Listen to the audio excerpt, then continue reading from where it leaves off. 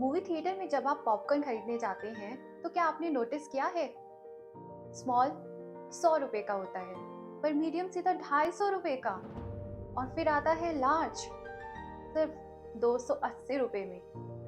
आप सोचते हैं यार, सिर्फ 30 रुपए एक्स्ट्रा देकर लार्ज मिल रहा है तो मीडियम क्यों लूं, और आप लार्ज खरीद लेते हैं। कंग्रेचुलेशंस, आपका शिकार हो चुका है। इस स्ट्रैटेजी को मार्केटिंग की भाषा में कहते हैं द डिकोय इफेक्ट। आज एनालिटिकल इंडियन पर हम इस पैसा निकालने वाली साइकोलॉजी को एनालाइज करेंगे। तो होता क्या है, यहाँ मीडियम साइज का मकसद पॉपकॉर्न बेचना है ही नहीं।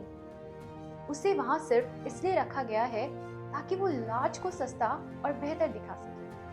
अगर सिर्फ स्मॉल और लार्ज होता, यानी 100 रुपए और 280 रुपए, आपको 280 रुपए महंगा लगता। लेकिन जैसे ही बीच में 250 रुपए का मीडियम आया, आपका दिमाग कंपेयर करने लगा। इस मीडियम टब को कहते हैं डिकॉय, एक चारा जो आपको लार्ज की तरफ ढकेलता है। अब हम इसके पीछे की साइकोलॉजी समझते हैं। हमारा दिमाग एब्सोल्यूट वैल्यू नहीं समझता, वो सिर्फ कंपैरिजन समझता है। जब आप 250 और 280 को देखते हैं, आपका दिमाग कहता है वाह, सिर्फ 30 रुपए में इतना बड़ा बकेट। आप ये भूल जाते हैं कि आप शुरुआत में सिर्फ 100 रुपए खर्च करने आए थे।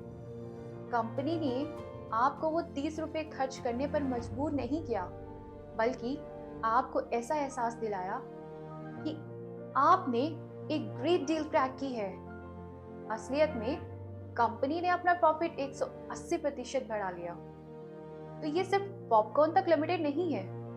एप्पल जब आईफोन निकालता है तो बीच वाला मॉडल हमेशा डिकॉय की तरह काम करता है, ताकि आप टॉप मॉडल खरीदें। अगर हम स्टारबक्स की बात करें तो स्टारबक्स में भी टॉल, ग्रैंड, वेंटे, ये सारे कप्स का लॉजिक भी यही है।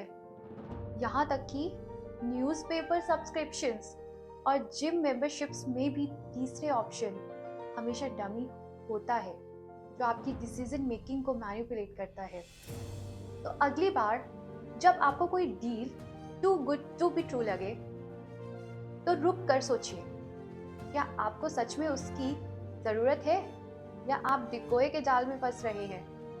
मार्केटिंग और साइकोलॉजी के ऐसे ही कड़वे सच जानने के लिए एनालिटिकल इंडियन को सब्सक्राइब कीजिए। जय हिंद।